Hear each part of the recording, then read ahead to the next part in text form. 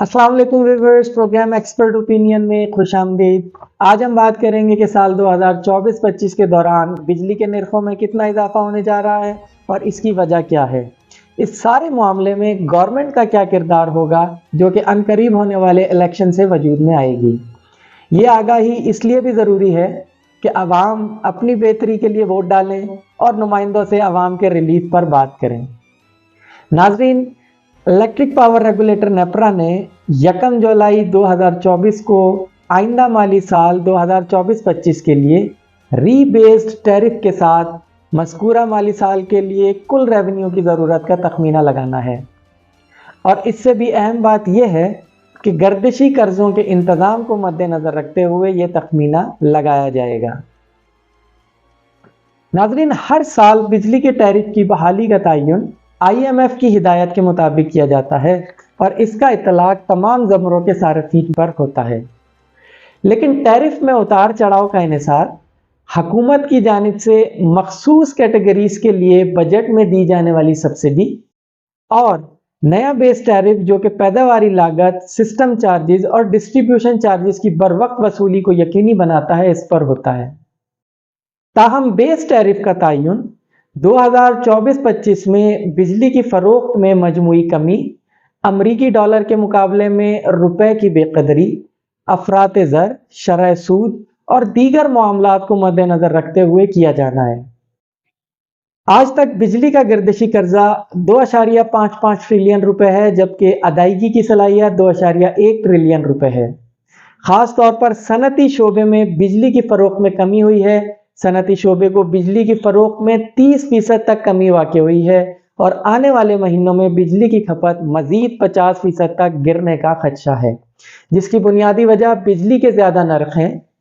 हुकूमत ने पिछली बार बेस टैरिफ में 4.96 रुपए फ़ी यूनिट का इजाफा किया था, जिससे 3.281 ट्रिलियन रेवेन्यू का हदफ हासिल करने के लिए बुनियादी टैरिफ 29.78 रुपए फ़ी यूनिट हो गया था।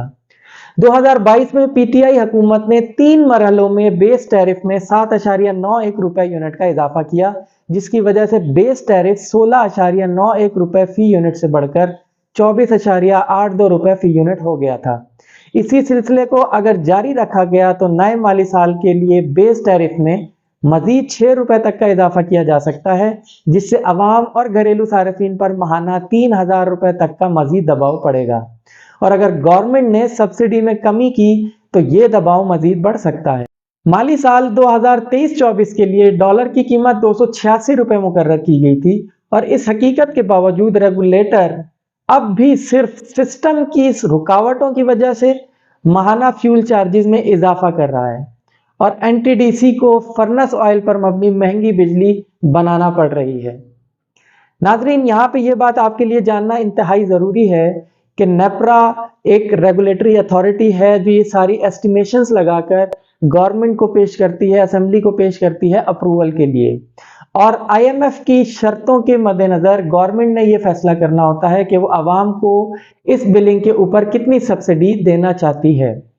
अगर गवर्नमेंट ने पिछली दी हुई सब्सिडीज़ के अंदर कमी की तो मज़ीद आवाम के ऊपर बिजली का बोझ बढ़ेगा, और अगर गवर्नमेंट ने आवाम को रिलैक्सेशन देने के लिए सब्सिडी में इजाफा किया तो हो सकता है कि बिजली मज़ीद महंगी ना हो।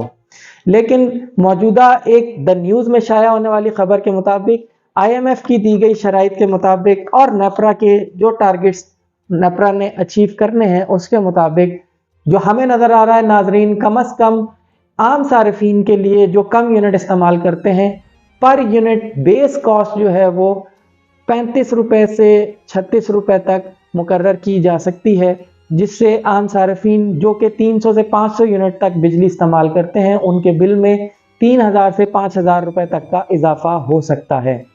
बिजली बढ़ने से नाजरीन और भी बहुत सी चीज़ें इसके साथ कनेक्टेड हैं। सिर्फ आवाम के ऊपर बिजली का बोझ ही नहीं पड़ेगा, बल्कि बिजली से जितनी भी चीज़ें, सनतें और आपकी जो भी तिजारत बिजली पे लिंक करती है वो तमाम की तमाम चीज़ें महंगी होने का खदशा है। तो नाजरीन, उम्मीद करते हैं कि आने वाली हुकूमत आवाम को रिलीफ देगी, आवाम को रिलीफ देने के लिए काम करेगी اور ہم اپنے نمائندوں سے یہ ضرور مطالبہ کریں گے کہ وہ جب حکومت میں آئیں، برسر اقتدار آئیں، تو عوام کے ریلیف کے لیے کوئی کام کریں۔ اب تک کے لیے اتنا ہی، اجازت دیجیے، اللہ حافظ۔